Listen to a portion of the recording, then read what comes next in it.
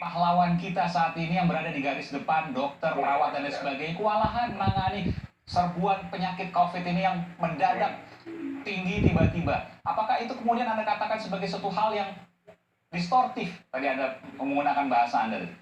Ya, oke. Pertama, saya ingin mengucapkan bela sungkawa saya. Mungkin banyak masyarakat yang mengira saya tidak simpati terhadap para tenaga medis yang gugur. Itu saya sebenarnya saya melakukan semua apa yang saya lakukan sekarang ini justru karena saya tidak ingin para dokter tenaga medis di Indonesia tambah stres. Kenapa? Karena saat ini orang-orang itu balik seperti argumen saya sebelumnya, psikomatik itu nyata. Ketika orang dibombardir oleh informasi betapa ngerinya COVID ini membunuhmu, COVID ini membunuh, padahal kemungkinan sembuhnya itu gede banget. Tapi karena orang saking takutnya, mereka mikirin semua gejalanya, dan gejalanya itu sangat umum. Akhirnya orang beramai-ramai ke rumah sakit. Orang yang tidak sakit jadi sakit. Karena kepikiran, dan karena orang ramai-ramai ke rumah sakit, petugas petugas medis, dokter kewalahan, dan APD itu kan harus dipakai sekali doang. Ketika mereka harus buang air, mereka harus ganti APD lain. Dan memakai APD itu 1 jam itu sudah sesak nafas.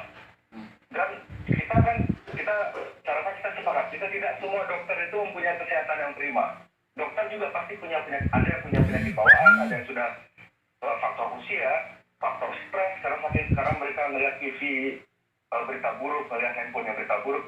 Maka yang harus dihentikan sekarang adalah bagaimana menyeimbangkan informasi agar orang-orang itu punya harapan yang besar jika sebenarnya COVID ini tidak perlu ditakuti berlebihan. Kita hanya cukup melakukan adaptasi, cuci tangan, pakai masker, jaga jarak seperlunya, cukup. Orang-orang sudah Anda mengkampanyekan itu, cuci tangan, masker, jaga jarak.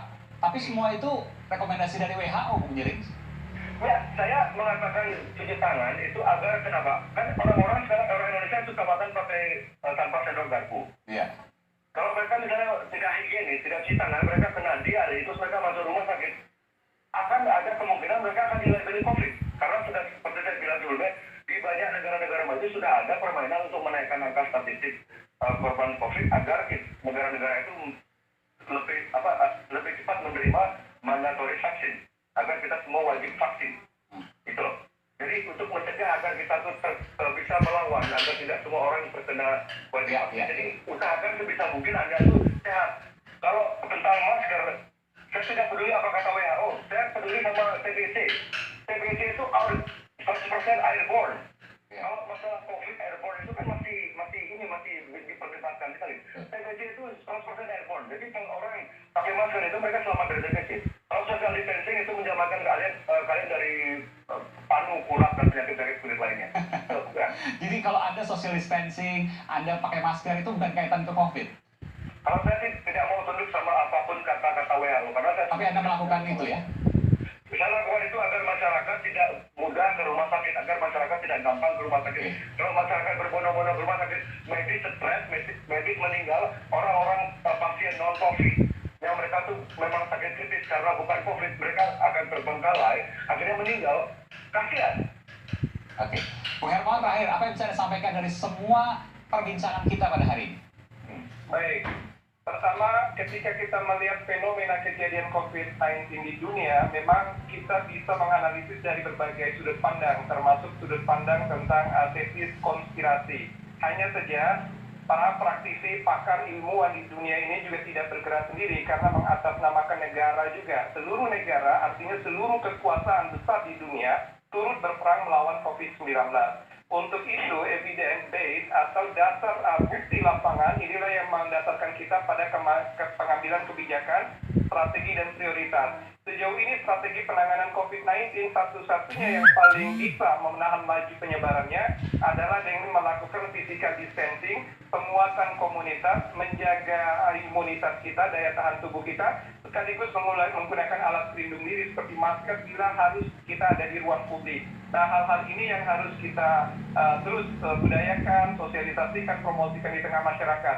Yang berikutnya, kita berharap agar pemerintah kita betul-betul kompak dan bijak untuk betul-betul memperlakukan PSBB ini secara konsekuen, secara disiplin, dan juga kompak di berbagai wilayah. Karena di Indonesia 34 provinsi sudah berlangsung dan seluruh Jawa sudah red zone. Untuk itu kita berharap agar pemerintah juga tidak perlu justru mengeluarkan kebijakan-kebijakan yang kontraproduktif, semisal ada wacana relaksasi PSBB, tetapi justru harapan kami semua sebagai praktisi kesehatan untuk terus meningkatkan kedisiplinan dan payung kebijakan melalui PSBB. Semoga Indonesia melalui hikmah Ramadan ini keluar dari problema COVID-19 dan kita kembali menumbuhkan semangat baru untuk hidup kita. Baik, terima kasih Bung Hermawan Saputra dari Dewan Pakar Ikatan Ahli Kesehatan Masyarakat, dan juga terima kasih Bung Jerings, musisi yang kemudian menyuarakan hal-hal seperti ini. Terima kasih dan sehat untuk kita semua. Sehat untuk Bung Jerings juga, terima kasih. Sehat, terima kasih Bung Jerings. Ya, selamat malam. Oke, sama-sama Pak Dokter, terima kasih.